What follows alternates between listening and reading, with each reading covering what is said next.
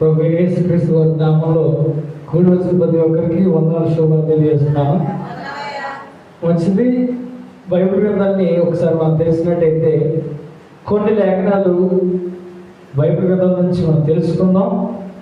ప్రాముఖ్యమైన విషయాన్ని, ఒక మంచి సబ్జెక్టు మీకు చెప్పడానికి నేను ఎంతగానో ఆశపడుతున్నాను. దయచేసి అందరూ మీ బైబిల్ గ్రంథాలు తెలిసినట్టయితే గలతీయులకు రాసిన పత్రిక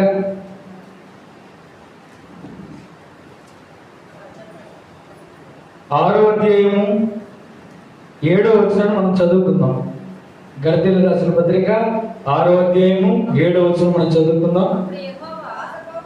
మోసపోకుడి, దేవుడు వెక్కిరింపబడడు, మనుషుడు ఏమి విత్తునో ఆ పంటనే కోయును. హల్లెలూయా. మోసపోకుడి, దేవుడు వెక్కిరింపబడడు, మనుషుడు ఏమి విత్తునో ఆ పంటనే కోయును. మనుషుడు ఏ ఫలాన్నైతే విత్తుతాడో, ఏ విత్తనాన్ని అయితే విత్తుతాడో అదే విత్తనాన్ని, ఆ పంటనే మనం పొందుకునేలాగా, ఆ ఫలితాన్ని మనం చేజాతి ద్వారా పొందుకునేలాగా దేవుడు చేస్తాడు. మరి ఆధ్యాత్మికంగా ఉన్న మనం, విశ్వాస జీవితంలో ప్రతి ఒక్కరూ ఉన్న మనం ఏ పంటను కోయాలి, ఎలాంటి పంటను మనం కొయ్యాలి, ఏ విత్తాలి, ఒక క్రైస్తవుడు విత్తవలసిన విత్తనాలు ఏంటి అనేది ఈ మధ్యాహ్న సమయంలో తెలుసుకుందాం. యోబు గ్రంథం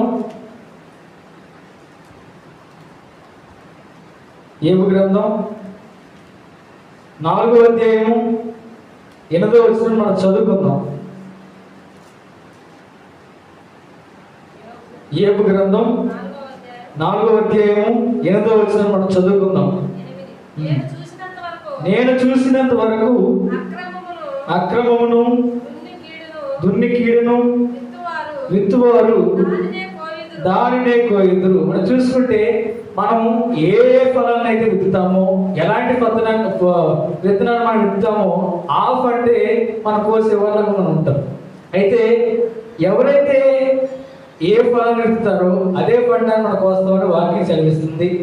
దుర్నీతిని, దోషులను ఎవరైతే విత్తుతారో ఆ పంటనే కోస్తారని వాక్యం సెలవిస్తుంది. అయితే మనం ఏం విత్తాలి, ఎలాంటి విత్తనాలు మనం విత్తాలి, ఈ విశ్వాస జీవితంలో ఉన్న మనం ఎలాంటి విత్తనాలు విత్తాలి అనేది మనం చూసుకుంటే హోషేయ గ్రంథం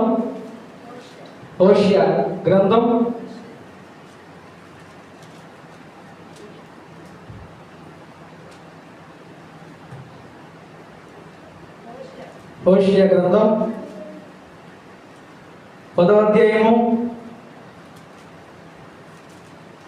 12వ వచనం మనం చదువుకుందాం. నీతి ఫలించినట్లు మీరు విత్తనము వేయుడి, ప్రేమయు కోత మీరు కోయుడి. నీతి ఫలించినట్లు మీరు విత్తనము వేయుడి, ప్రేమయు కోతయు మీరు కోయుడి. మనం మొదటిగా ఏ విత్తాలంటే నీతితో మనం ఎప్పుడైతే మనం ఆ విత్తనం అనేది మనం వేస్తామో అప్పుడు ప్రేమ అనబడిన కోతను మనం కోస్తాం. ఈ రోజుల్లో ఈ లోకంలో ఉన్న ప్రతి ఒక్కరు కూడా ఎలాంటి విత్తనాన్ని మనం వేస్తామో, ఎలాంటి ఆ పంటను మనం వేస్తామో దానినే పొందుకుంటాం. నీతితో ఇతరులతో మనం నడుచుకుంటే, నీతితో మనం ఇతరుల ఎడల, వారి ఎడల ప్రవర్తనతో మనం నడుచుకుంటే మనల్ని కూడా అదే విధంగా, అదే రూపంగా వారు ప్రేమిస్తారు. మనం నీతి కలిగి నడుచుకుంటే, మనం ఇతరుల పట్ల యథార్థంగా ప్రేమతో వారితో కలిసి వారితో మనం నడుచుకుంటే వారు మరలా మనతో కూడా అలాగే కలిగి నడుచుకుంటారు. మనం స్వార్థంతో నడుచుకుంటే వారు మనతో కూడా స్వార్థంగా నడుచుకుంటారు. మనం ఇతరుల పట్ల ప్రేమ కలిగి నడుచుకుంటే వారు మనతో కూడా ప్రేమ కలిగి నడుచుకుంటారు. వారి పట్ల మనం అసహ్యంగా, కోపచిత్తంతో మనం ఇతరుల్ని ఎలా ట్రీట్ చేస్తే, ఇతరులతో మనం ఎలా కలిసి నడుచుకుంటే వారు కూడా మనతో అలాగే కలిసి నడుచుకుంటారని వాక్యం సెలవిస్తుంది. మొదటిగా ఒక క్రైస్తవుడు విత్తవలసిన విత్తనం ఏంటంటే నీతి అనబడిన విత్తనాలు అనేది విత్తాలి. ఈ రోజుల్లో నీతి కలిగి బ్రతకాలంటే, నీతి కలిగి యథార్థంగా బ్రతకాలంటే చాలా మంది ఏమంటారంటే నీతి కలిగి బ్రతికితే, యథార్థంగా కలిసి ఈ లోకంలో బ్రతికితే ఆయన మనుగడ అనేది లేదు. ఈ లోకం దేనికి పట్టించుకోదు.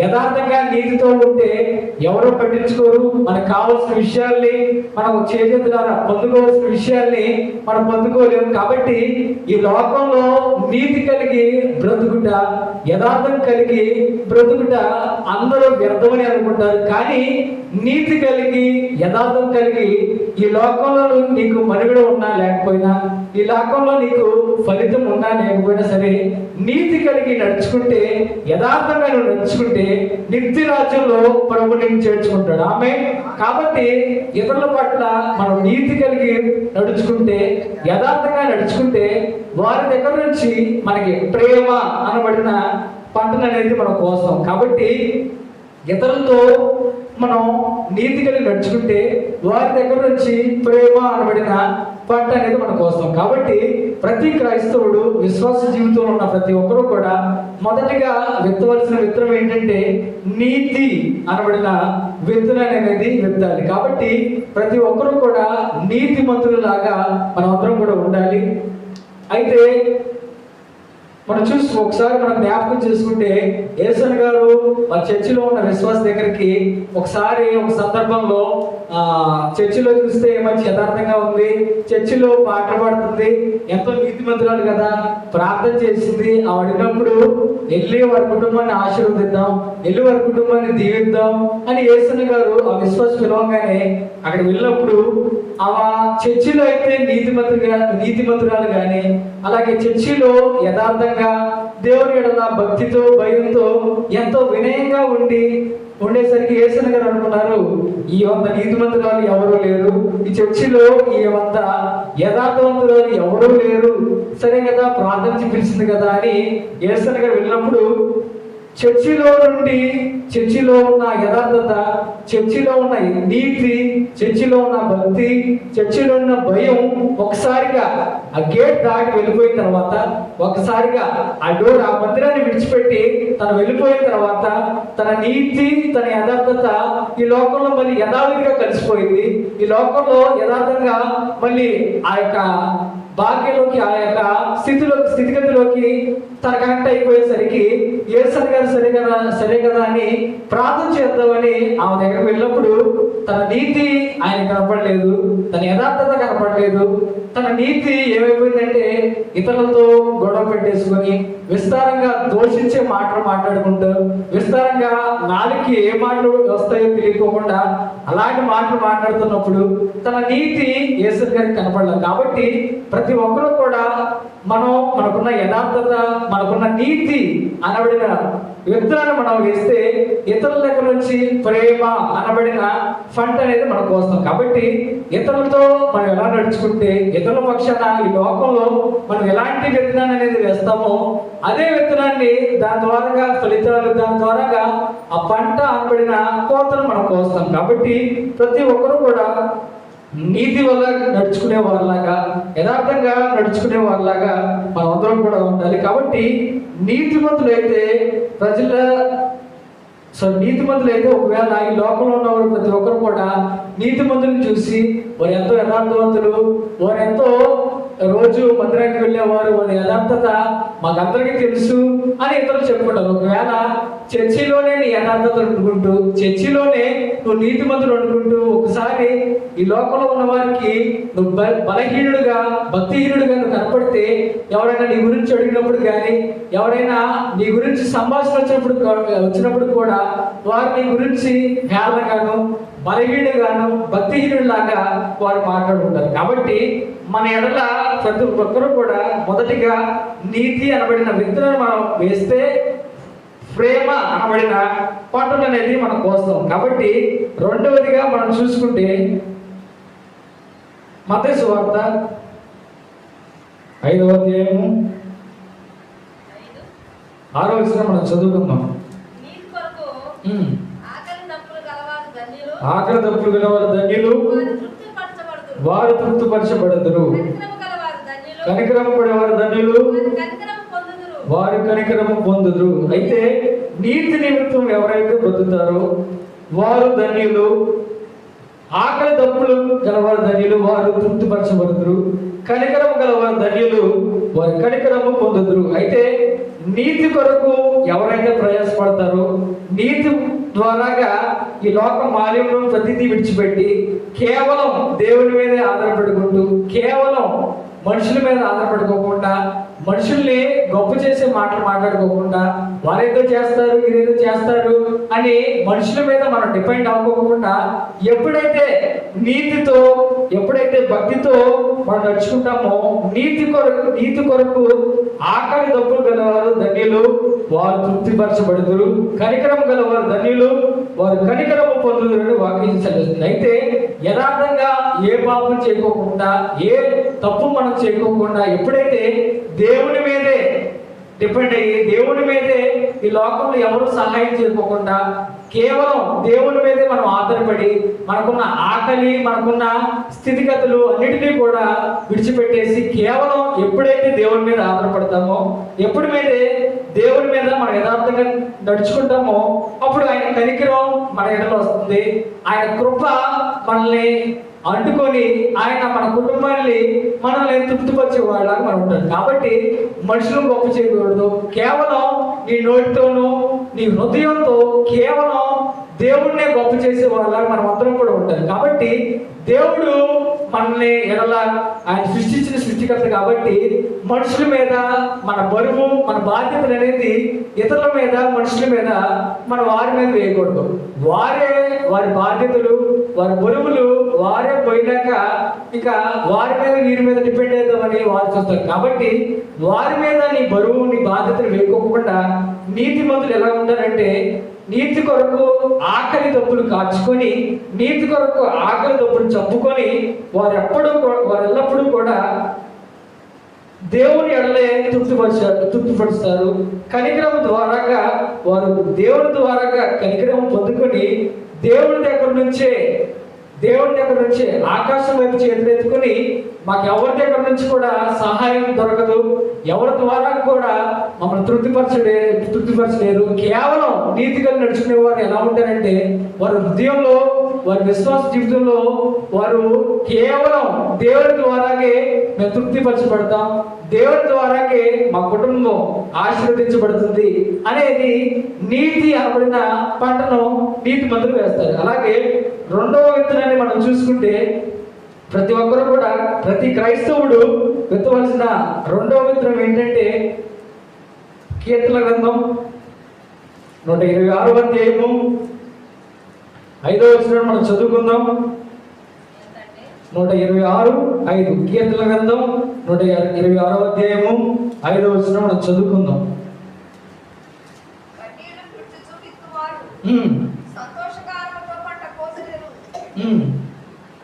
కన్నీరు విడిచుచు విత్తువారు సంతోషగానంతో పంట కోసెదరు. పిడికిడ విత్తనము చేత పట్టుకుని ఏడ్చిపోవు విత్తువాడు సంతోషగానము చేయొచ్చు పనులు పూసుకొని వచ్చెను. హల్లెలూయా. ఎవరెవరైతే కన్నీరుతో విత్తుతారో, ఎవరైతే దేవుని మందిరంలో కన్నీరుతో వారి హృదయంలో ఉన్న ప్రతిదీ కూడా, వారి కుటుంబం గురించి ఉపవాసం ఉండి కన్నీరు కార్చుకుంటూ, కేవలం దేవుని ద్వారాకే సహాయం కలుగుతుందని, దేవుని ద్వారాకే మేలు పొందుకుంటామని, దేవుని ద్వారాకే గొప్ప చేస్తాడని, దేవుని ద్వారాకే మనం ఆశీర్వాదం పొందుకుంటామని ఎవరెవరైతే కన్నీరుతో విత్తుతారో వారు సంతోషకరంగా పంట కోసుతారు అని వాక్యం సెలవుతుంది. కాబట్టి ఎవరో కన్నీరు విత్తారు, ఎవరో కన్నీరు తగ్గట్టు ఫలితాన్ని వారు చూశారంటే, మొట్టమొదటిగా మనం చూసుకుంటే అన్న ప్రతి నిత్యము కూడా దేవుడు అంటే మందిరానికి వచ్చేసేది, దేవుని సన్నిధికి అప్పుడప్పుడు వచ్చుకుంటా కేవలం నామకార్థ క్రైస్తవురాలే కాక నామకార్థం ఏదో చర్చికి వస్తాం, చర్చిలో వాక్యం చెప్తారు, పాట పాడతారు అని కేవలం చర్చికి వచ్చి అప్పుడప్పుడు చర్చికి వచ్చి వెళ్ళిపోతూ ఉంటుంది. కానీ ఎప్పుడైతే లోకం తను వెలివేసిందో, ఎప్పుడైతే లోకం తనని చిన్న చూపులాగా చూసిందో, ఎప్పుడైతే అన్నాని తను దేనికి పనికిరాలాగా ఎప్పుడైతే లోకం తృణీకరించబడిందో, అప్పుడు అన్న దేవుని మందిరంలో పిల్లల కోసం కన్నీరు కాచి దానికి తగినట్టుగా ప్రతిఫలం, దానికి తగినట్టుగా ఫలితం అనేది పొందుకుంది. కాబట్టి ప్రతి ఒక్కరూ కూడా, విశ్వాస జీవితంలో ఉన్న ప్రతి ఒక్కరూ కూడా కన్నీళ్లు కార్చే విత్తనాన్ని అనేది మనం విత్తితే దేవుడి ద్వారాగే మన సహాయం అనేది మనం పొందుకుంటాం. కాబట్టి ఉపవాసంలో ఉన్నప్పుడు మనం ఇతరులు ఏదో సహాయం చేస్తారు, ఒక మన భారాన్ని వారు మోస్తారు అని ఎవరి మీద మనం ఆధారపడుకోకుండా దేవుడి సన్నిధిలో ఉపవాసం ఉండి కన్నీరు కాచి ఎప్పుడైతే ప్రార్థన చేస్తామో అప్పుడు దేవుడి ద్వారాగే మన సహాయం అనేది పొందుకుంటాం. కన్నీరు ప్రార్థనకి ఒక రేడియేషన్ ఉంది. అలాగే మనం చూసుకుంటే తడి ప్రార్థన ఒకటి ఉంది, పొడి ప్రార్థన కూడా ఒకటి ఉంది.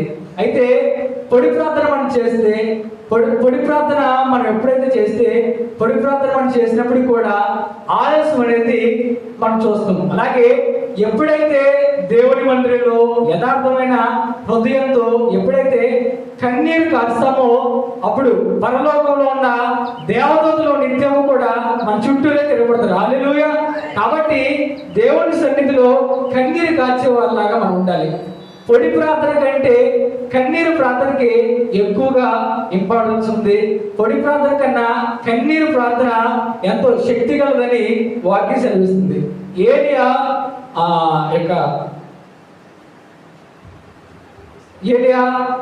ఆ మనుషుల ద్వారాగా అతన్ని చంపివేస్తారని అతనికి కొన్ని ఆకులు వచ్చినప్పుడు ఆ యొక్క చెట్టు కింద అతను విశ్రాంతి తీసుకొని కన్నీరు కార్చినప్పుడు పరలోక రాజ్యం నుంచి దేవదూతలు వచ్చి మరలా అతన్ని బలపరిచి అతన్ని తృప్తిపరిచాయి. కాబట్టి దేవుడి సన్నిధిలో ఎప్పుడైతే మనం కన్నీరు అనబడిన విత్తనాన్ని వేస్తామో అప్పుడు సంతోషకరమైన ఆ యొక్క ఫలితాన్ని అనేది మనం పొందుకుంటాం. కాబట్టి ప్రతి ఒక్కరూ కూడా కన్నీళ్లు విడిచుచు విత్తు వారికి సంతోషగానంతో పంటకు వస్తారని వాక్యం సెలవుస్తుంది. అలాగే 6వ అధ్యాయం మనం చూసుకుంటే పిడికెడు విత్తనములు మీరు చేతి పట్టుకొని ఈడ్చుకో విత్తువాడు సంతోష గానము చేయొచ్చు పనులు పోసుకొని వచ్చను అని వాక్యం సెలవుస్తుంది. ఎప్పుడైతే దేవుడి ద్వారాగా మనం మేలు పొందుకున్న తర్వాత మన విత్తిన దానికి ప్రతిఫలంగా దేవుడు మనకి ఇచ్చినప్పుడు పిడికలతో మనం ఎప్పుడైతే దేవుడికి మనం ఇస్తామో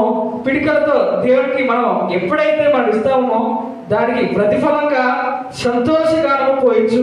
సంతోషగానంతో ఆర్పాటంతో దేవుడు వల్ల పనులు మోసుకునే వారిలాగా ఆ యొక్క అధికారాన్ని ఆ యొక్క ఆశీర్వాదాన్ని మోసుకునేలాగా దాన్ని మోసుకునే రీతిగా దేవుడు నిన్ను ఆశీర్వదిస్తాడని వాక్యం సెలవుతుంది. కాబట్టి మనం రెండవదిగా మనం చూసుకుంటే కన్నీరు విడిచుచు మనం ఎప్పుడైతే దేవుని సన్నిధిలో విత్తుతామో అప్పుడు దేవుని ద్వారాగా ఆ యొక్క సంతోషకరమైన ఆ యొక్క ఆశీర్వాదం అనేది సంతోషకరమైన ఫలాన్ని అనేది మనం పొందుకుంటాం. మనం ఒకసారి బయట గ్రంథంలో చూసుకుంటే యవచ్చే దరిద్రుడు ఎంతో బలహీనుడు లోకం ద్వారాగా తుణీకరించబడినవాడు యథార్థవంతుడైతే కాదు లోకం నుంచి వెలివేయబడిన యవచ్చేని ఒకసారి మనం చూసుకుంటే నా సహోదరులు నన్ను వెలివేశారు, నా లోకం నన్ను ఎందుకు పనికిరాని వాళ్ళ చూశారు, ఈ లోకం నన్ను దరిద్రుడిగా నన్ను దేనికి పనికిరాని వాళ్ళగా నన్ను చూశాడని యవచ్చే ఎప్పుడైతే కన్నీరు కాచి ప్రార్థన చేశాడో దేవుడు తన సహోదరుల కన్నా తనకున్న స్థితిగతుల కన్నా దేవుడు తన సహోదరు కన్నా ఎక్కువగా ఉన్నతమైన స్థానంలో యవచ్చని దేవుడు ఉంచారు. అలాగే కన్నీరు కాచుచు అనేకులు బైబిల్ గ్రంథంలో ఉన్నారు. కన్నీరు కాచుచు మొర్దెకై తనకి ఆపద వచ్చినప్పుడు మొర్దెకైని ఆ యొక్క రాజులు తన యొక్క వంశవాళ్ళని అందరినీ కూడా హతం చేస్తారు. తనకున్న వంశవాళ్ళని తన కుమార్తెలను ఆ యొక్క వంశంలో ఉన్న ప్రతి ఒక్కరిని వారి కుటుంబాన్ని అందరినీ కూడా నాశనం చేస్తారని తనకి ఆ యొక్క అధికారులు ఆజ్ఞాపించినప్పుడు మొర్దెకై కాచిన కన్నీరు మొర్దెకై ఉపవాసం ఉండి కాచిన కన్నీరు రాజుకి నిద్రపడకుండా చేసింది. కాబట్టి ఈ సన్నిధిలో ఉన్న మనం ఈ వాక్యపు వర్తమానం ద్వారాగా వింటున్న మనం కన్నీరు కాచుచు ఎప్పుడైతే మనం విత్తనాన్ని విత్తుతామో కన్నీరు కాచుచు యథార్థంగా దేవుని ద్వారాగా మందిరంలో పడి మనం ఎప్పుడైతే కన్నీరు కాస్తామో ఎప్పుడైతే అంగలాస్తామో దానికి కన్నీరు తగినట్టుగా ఫలితాన్ని అనేది మనం పొందుకుంటాం. కాబట్టి మూడవదిగా మనం చూసుకుంటే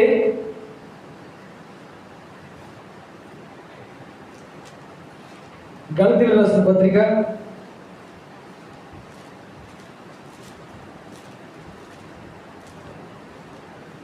6వ అధ్యాయము 8వ వచనం మనం చదువుకుందాం. ఏలయనగా శరీరరచనను పట్టి విత్తువాడు తన శరీరము నుండి క్షయమను పంట కోయును, ఆత్మను బట్టి విత్తువాడు ఆత్మ నుండి నిత్య జీవన పంట కోయబడను. హల్లెలూయా. ఎవరెవరైతే శరీరాచ నుంచి అలాగే శరీరం నుంచి ఎవరైతే పంట కోస్తారో వారు క్షయమన అనబడిన పంట కోస్తారు.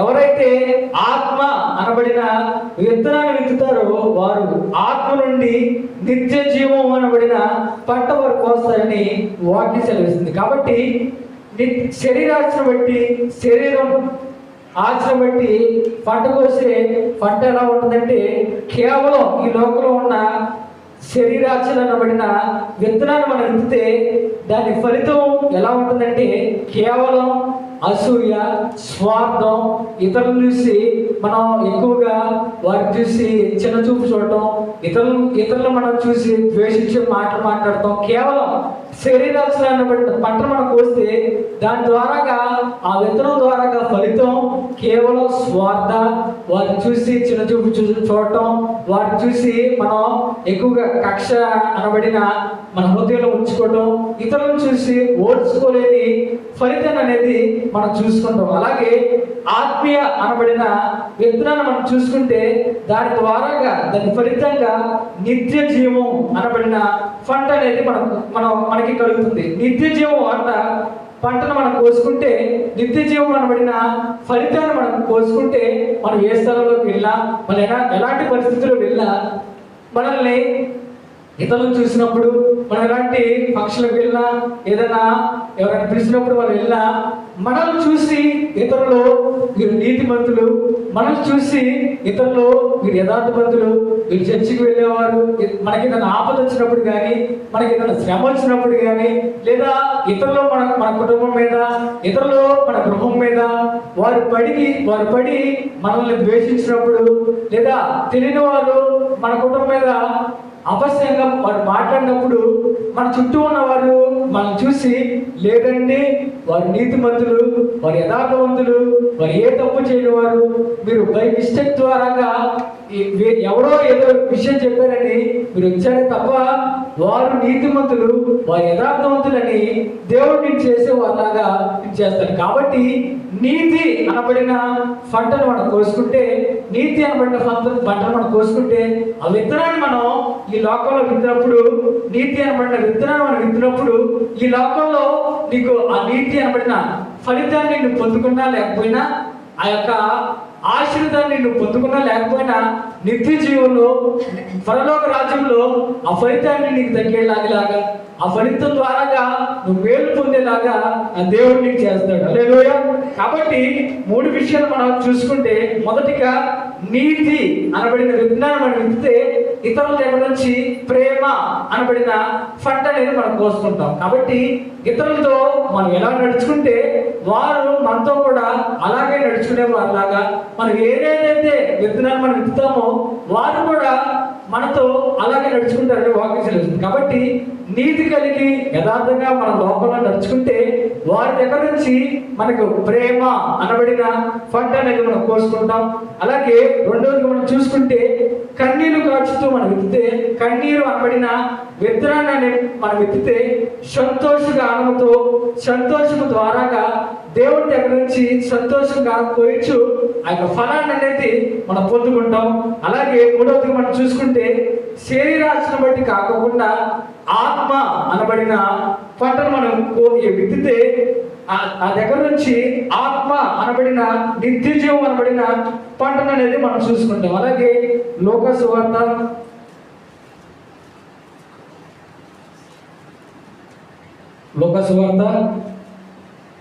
8వ అధ్యాయము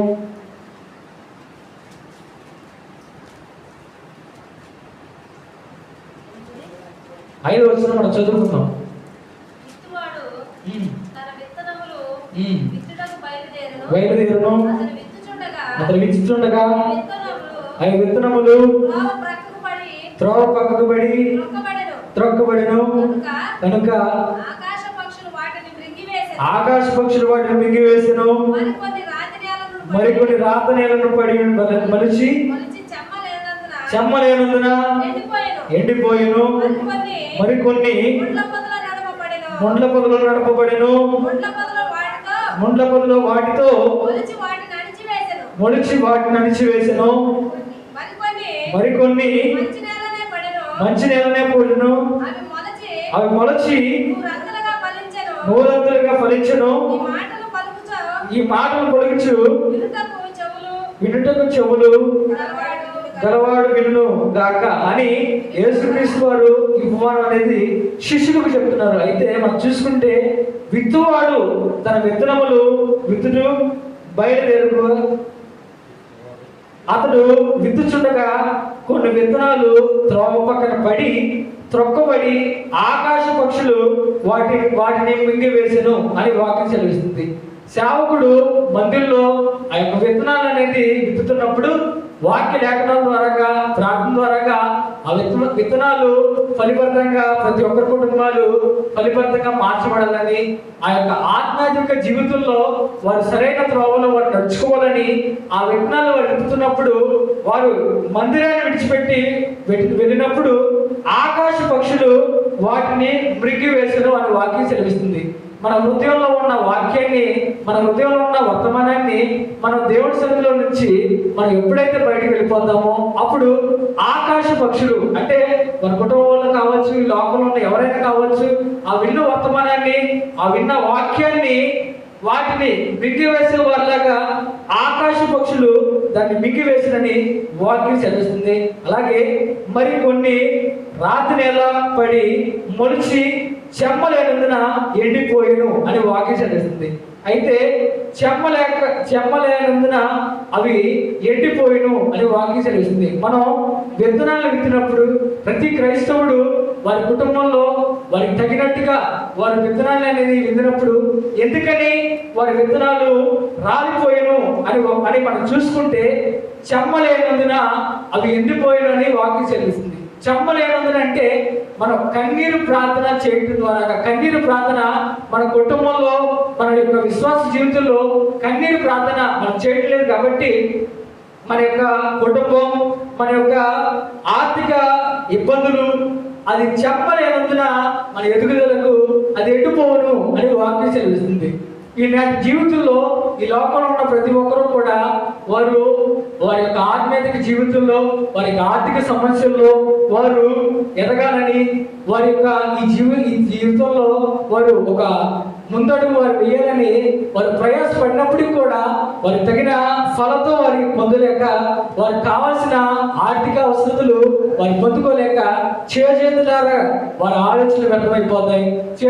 చేజేతులారాగా వారు తీసుకున్న నిర్ణయాలు అన్నీ కూడా ఎండిపోతాయని ఎక్కువగా ఈ లోకంలో మనం చూసుకుంటాం.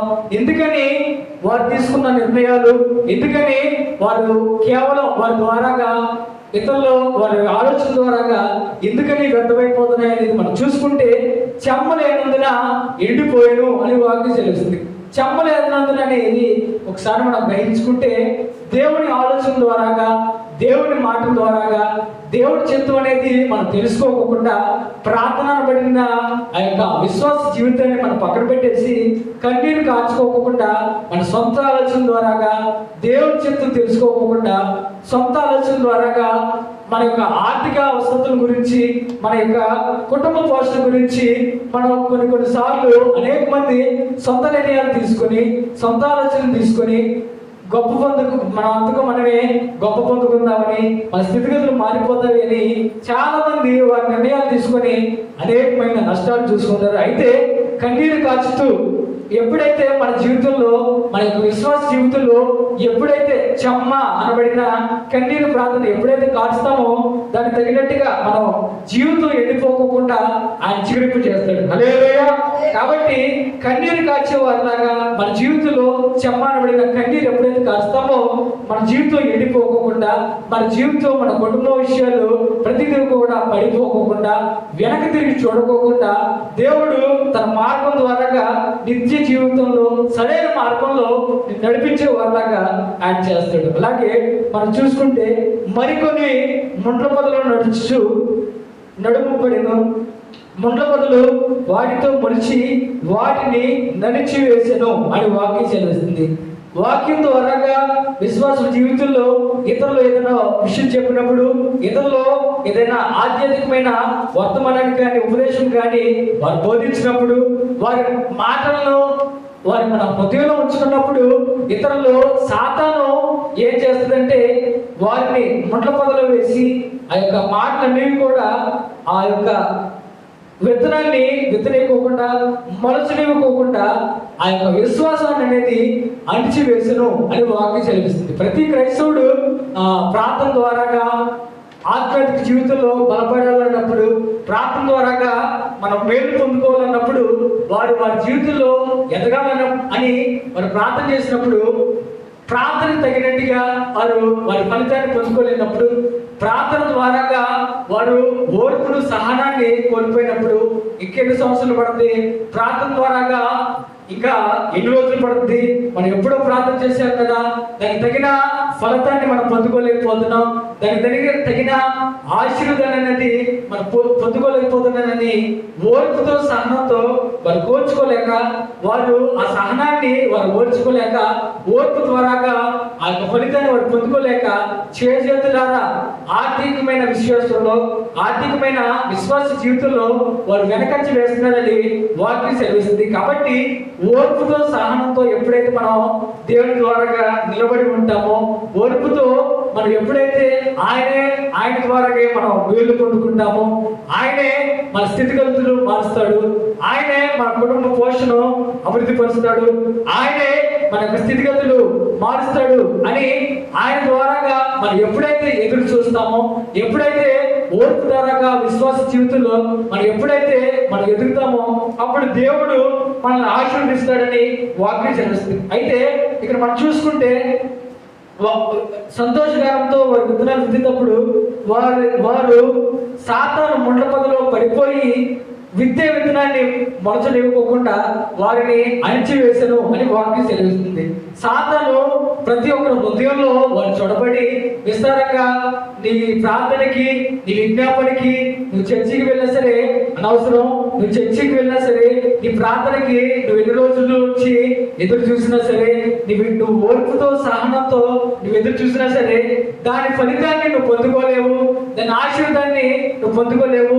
ఇంకా ఎన్ని సంవత్సరాల నుంచి దాన్ని పొందుకుంటావంటే దాన్ని మేలును, దాని ఆశీర్వాదాన్ని మనం పొందుకోలేము. అయితే మనం చూసుకుంటే శారా తనకి గర్భఫలం దొరికినప్పుడు, శారా దేవుడి ద్వారాగే డిపెండ్ అయినప్పుడు, సాతాను మాటలు తను పట్టించుకోకుండా కేవలం దేవుడి మీద ఆధారపడి ఓర్పుతో సహనంతో శారా దేవుడి ద్వారాగా అబ్రహాం శారా దేవుడి మీదే ప్రార్థన ద్వారా ఓర్పుతో వారు పొందుకున్నారు. కాబట్టి ఆత్మీయ విషయంలో, ఆధ్యాత్మికమైన విషయంలో ఫలితంగా వారు ప్రతి ఒక్కరు కూడా ఆశీర్వాదంగా పరుచుకున్నారు. అలాగే ఓర్పు ద్వారాగా, సహనం ద్వారాగా ఇంకా ఎవరో బలపడ్డారని మనం చూసుకుంటే మోషే కూడా తన ఇశ్రాయేలుని విడిపించడానికి పాలు తేనెలు ప్రదేశాన్ని నడిపించడానికి 40 సంవత్సరాలు పట్టినప్పటికీ కూడా అతడు ఎదురు చూశాడు. కాబట్టి పాలు తేనెలు ప్రవేశించే దేశానికి 40 సంవత్సరాలు వెళ్ళినప్పుడు, 40 సంవత్సరాలు అయినప్పుడు వారు పాలు తేనెలు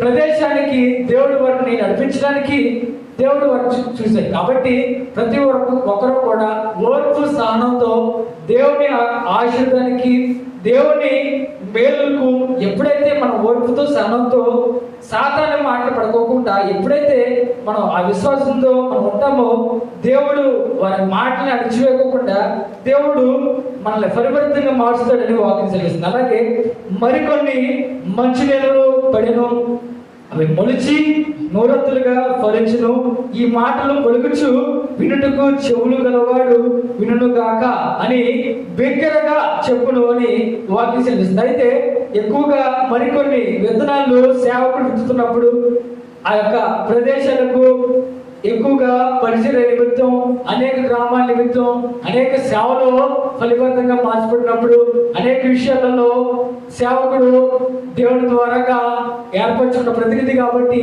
అనేక ప్రదేశాలు వెళ్ళినప్పుడు, అనేక సేవా పరిచయంలోకి సేవకు వెళ్ళినప్పుడు ఎక్కడైతే విత్తనాలు విత్తాడో, ఎక్కడైతే విశ్వాసంలో విత్తనాలు విత్తాడో దానికి తగినట్టుగా దానికి రెండొంతులుగా దేవుడు దానికి తగినట్టుగా ఫలించేలాగా ఆ మాటలు పొలుగుచుండగా వినుటకు చెవులుగా ప్రతి ఒక్కరు కూడా ఫలితంగా మూడొంతులుగా ఆ వినిన విత్తనానికి అతని విత్తన ఏ చోటైతే విత్తనాలు వేస్తాడో, ఏ ప్రదేశంలో అయితే పరిసర నిమిత్తం ఎక్కడైతే విత్తనాలు విత్తుతారో రెండొంతులుగా మూడొంతులుగా ఆ విత్తనాలు విత్తిన దానికి ప్రతిఫలంగా మరలా ఆధ్యాత్మిక జీవితాన్ని విత్తనాలు వేసిన ప్రతిదీ కూడా నూరంతులుగా ఆ యొక్క పంటను అనేది కోస్తారు అనేది వాక్యం సెలవిస్తుంది.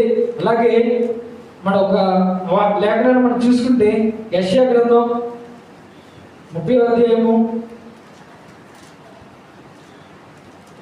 23వ వచనాన్ని మనం చూసుకొని ముగించుకుందాం.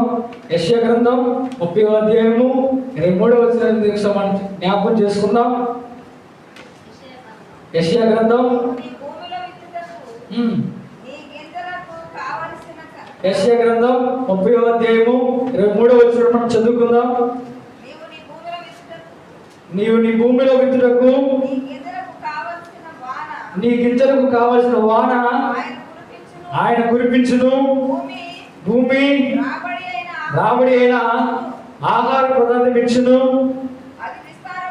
అది విస్తార సార రసములను కలుదై ఉండెను. అయితే నీవు భూమిలో ఏ విత్తనాన్ని అయితే విత్తుతావో, ఏ యొక్క పంటను అనేది నువ్వు విత్తడానికి నువ్వు ప్రయాసపడతావో, నీ విషయంలో, నీ ఆధ్యాత్మిక విషయంలో ఏ పంటనైతే విత్తడానికి నువ్వు శ్రమపడి, నువ్వు కష్టపడి ఏ విత్తనాన్ని అయితే నువ్వు విత్తుతావో దానికి తగినట్టుగా ఆ భూమి ఫలితంగా మార్చినట్టుగా ఆ యొక్క విత్తనానికి తగినట్టుగా వాన అనేది దేవుడు నీకు కురిపిస్తాడని వాక్యం సెలవిస్తుంది. అయితే మనం కష్టార్జితం వ్యర్థం కాకోకుండా, మన ప్రయాస వ్యర్థం కాకోకుండా దానికి తగినట్టుగా, దానికి కష్టార్జితానికి తగినట్టుగా, కష్టార్జితానికి నీ పనితనానికి తగినట్టుగా, నీ కన్నీరికి తగినట్టుగా, నీ విత్తనానికి తగినట్టుగా ఆయన వాన అనేది సమకూరుస్తాడనేది వాక్యం సెలవిస్తుంది. అయితే ఆ యొక్క వాన అనబడిన ఆశీర్వాదాన్ని, వాన అనబడిన దీవెనను మనం పొందుకోవాలంటే 4 విషయాలు మనం జ్ఞాపకం చేసుకుంటే ఆ వాన అనబడిన ఆ ఫలితమైన ఆశీర్వాదం అనేది మనకి ఎప్పుడు వస్తుందంటే నీతిగా మనం ఎప్పుడైతే ఉంటే దాని దగ్గర నుంచి ప్రేమ అనబడిన పంట అనేది మనం కోస్తాం. రెండవదిగా కన్నీళ్లు కాచుతూ ఎప్పుడైతే మనం విత్తనాలు విత్తుతామో దానికి తగినట్టుగా సంతోషగానంతో పంట కోస్తామని వాక్యం చదివిస్తుంది. అలాగే మూడవదిగా చూసుకుంటే శరీరాశను బట్టి కాకుండా ఆత్మీయ విషయంలో ఎప్పుడైతే విత్తనాలు విత్తుతామో దాని ద్వారాగా ఆత్మ అనబడిన నిత్య జీవం అనబడిన పంట అనేది కోస్తాం. అయితే ఈ వాన అనబడిన ఆ యొక్క ఆశీర్వాదాన్ని మనం పొందుకోవాలంటే ఈ 4 విత్తనాలు మనం ఎప్పుడైతే విత్తుతామో, ఈ విశ్వాస జీవితంలో ఉన్న మనం, క్రైస్తవుడిగా ఆధ్యాత్మికమైన విషయంలో ఉన్న మనం ఎప్పుడైతే మనం ఈ విత్తనాలు అనేది మనం విత్తుతామో అప్పుడు ఈ వాన అనబడిన ఆశీర్వాదాన్ని, ఈ వాన అనబడిన దీవెనను, ఈ వాన అనబడిన ఆ యొక్క పేరులను, ఈ వాన అనబడిన ఆ యొక్క గొప్ప కార్యములు దేవుని పక్షాన, దేవుని కుటుంబంలో చేయడానికి సిద్ధంగా ఉన్నాడు. హల్లెలూయా.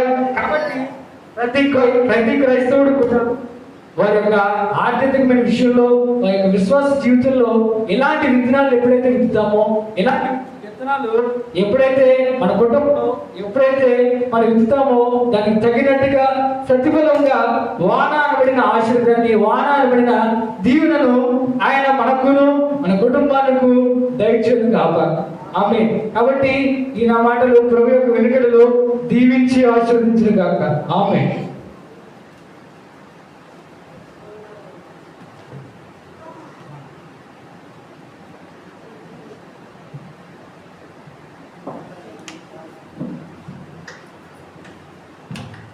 మంచిది. చక్కని విషయాన్ని అప్పగించిన